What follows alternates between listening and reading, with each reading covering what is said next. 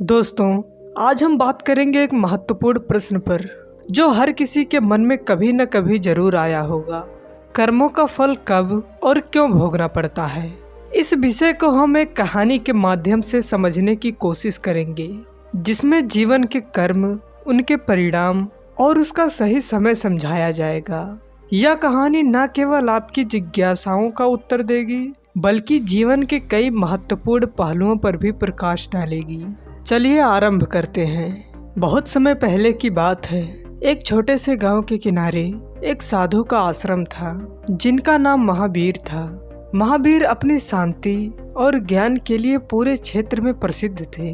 गांव के लोग उन्हें पूजनीय मानते थे और उनके हर सलाह को मानते थे। महावीर ने अपने जीवन का अधिकतर समय ध्यान और साधना में बिताया था।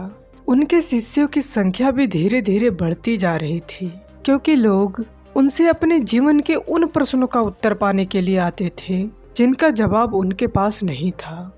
उस गांव में एक व्यक्ति रहता था जिसका नाम कुणाल था।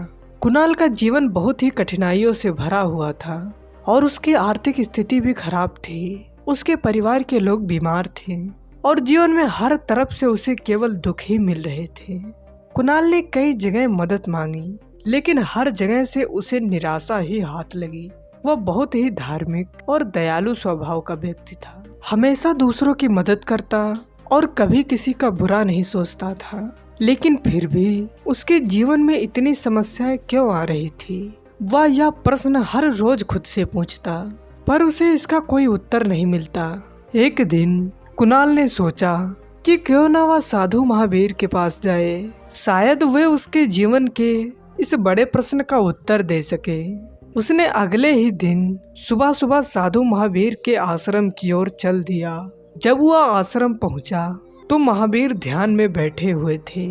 कुछ देर इंतजार करने के बाद जब महावीर ने ध्यान समाप्त किया तो कुणाल ने उनके चरणों में प्रणाम किया और कहा, हे प्रभु, मेरे जीवन में बहुत दुख है। मैं हमेशा अच्छे कर्म करता हूँ, किसी का बुरा नहीं सोचता, फिर भी मुझे हर कदम पर केवल कठिनाइयाँ ही मिलती हैं। कृपया मुझे बताइए कि मेरे साथ ऐसा क्यों होता है। क्या मेरे अच्छे कर्मों का कोई फल नहीं? महावीर ने मुस्कुराते हुए कुणाल की ओर देखा। उनकी आंखों में एक गहरी शांति और करुणा थी। उन्होंने कहा, कुणाल, तुम्हारा प्रश्न बहुत ही स्वाभाविक है। हम सभी जीवन में यही सोचते हैं कि जब हम अच्छे कर्म करते हैं तो हमें तुरंत अच्छे परिणाम क्यों नहीं मिलते। लेकिन क्या तुमने कभी सोचा है कि यह संसार केवल इस जीवन तक सीमित नहीं है? क्या तुमने कभी कर्मों के गहरे चक्र को समझने की कोशिश की है? तब कुणाल ने आश्चर्य से पूछा, कर्मों का चक्र? मैं समझा नहीं। क्या आप कृपया मुझे विस्तार से समझा सकते हैं? महावीर ने गहरी सांस ली और फिर कहना शुरू किया, कुणाल, इस संसार में जो कुछ भी होता है वह हमारे कर्मों का परिणाम होता है। लेकिन यह समझना महत्वपूर्ण है कि कर्म केवल इस जीवन तक सीमित नहीं होते। हमारे हर एक कर्म का फल निश्चित होता है, लेकिन उसका समय और स्वरूप अलग अलग होता है। कई बार ऐसा होता है कि हमें हमारे पिछले जन्मों के कर्मों का फल इस जीवन में भोगना पड़ता है और इस जीवन के कर्मों का फल अगले जन्म में मिलता है। महावीर ने अपनी दृष्टि नदी की ओर घुमाई और बोले, इस संसार की व्यवस्था बहुत ही जटिल और गहरी है। एक साधारण किसान की तरह सोचो। जो बीज होता है वह बीज तुरंत नहीं अंकुरित होता। उसे समय चाहिए, उसे जल, धूप और उचित देखभाल की आवश्यकता होती है। और फिर एक समय आता है जब वह बीज अंकुरित होता है और धीरे धीरे एक पेड़ का रूप ले लेता है। इसी प्रकार हमारे कर्म भी बिल्कुल बीज के समान होते हैं। हम जो कर्म करते हैं वह समय के साथ अपना परिणाम देते हैं, लेकिन यह जरूरी नहीं कि वह परिणाम तुरंत मिले। कभी कभी हमें अपने कर्मों के परिणाम भोगने के लिए धैर्य रखना पड़ता है।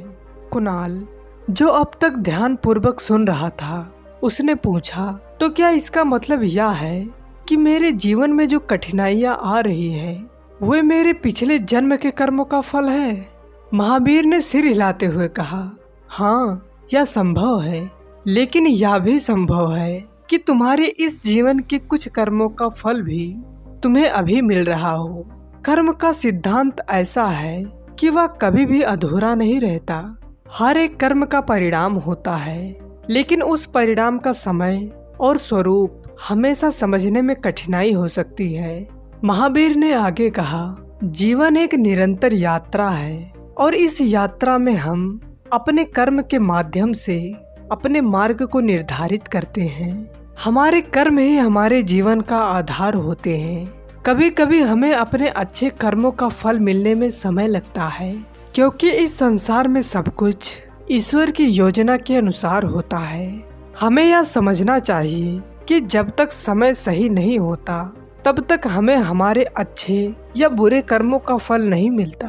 कुणाल ने अब गहरी सांस ली और महसूस किया कि उसे धैर्य रखना होगा। वह समझ गया था कि जीवन केवल एक समय की यात्रा नहीं है, बल्कि यह एक अनंत चक्र है जिसमें हमारे कर्मों का फल समय आने पर ही मिलता है। उसने महावीर से कहा, प्रभु, मैं अब समझ गया हूँ। मेरे जीवन में जो भी कठिनाइयाँ आ रही हैं, वह मेरे ही कर्मों का परिणाम है। मुझे अब और धैर्य रखना होगा और अपने कर्मों को सुधारने का प्रयास करना होगा।